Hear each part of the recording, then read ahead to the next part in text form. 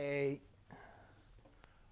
way to do this problem is we have 1 plus I is a 0 of f of x, x to the fourth minus 2x cubed minus x squared plus 6x minus 6.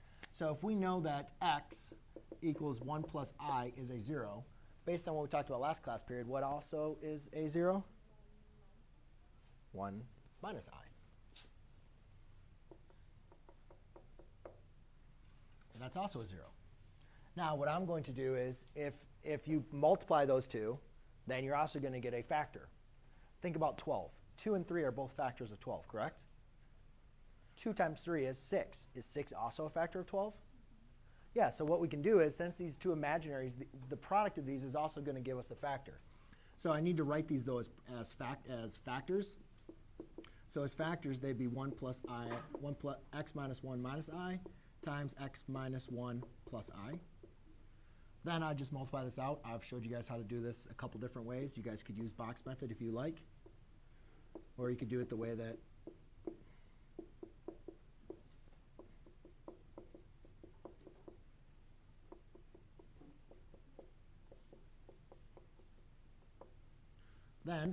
so that is also going to be a factor of these two.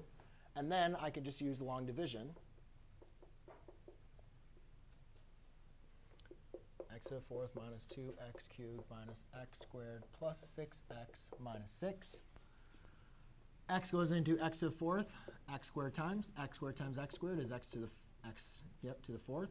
X squared times negative 2x is negative 2x cubed. X squared times 2 is going to be a positive 2x squared. Subtract. Does everybody see how I got the x squared? And then I multiplied x squared times all three of these. I put them under there, and now I'm going to subtract the rows. X to the fourth minus x to the fourth is 0. Negative 2x cubed minus negative 2x cubed is 0. Negative x squared minus 2x is going to be a negative 3x squared. And then I can just bring down my 6x and bring down my negative 6. OK, so I did one round. Now I'm just going to do another round. How many times is x squared divided into negative 3x squared? That's going to be a negative 3 times. Then I do negative 3 times x squared. Negative 3 times x squared is going to be negative 3x squared. And negative 3 times 2x is going to be a positive 6x. And then that becomes a negative 6. Divide, subtract, 0, 0, 0. So therefore, my quotient is my other factor, right? So I have 1, 0, x equals 1 minus I. I have another 0, x equals 1 plus I. And then my last factor, and to find the zeros of a factor, we need to set our factor equal to 0.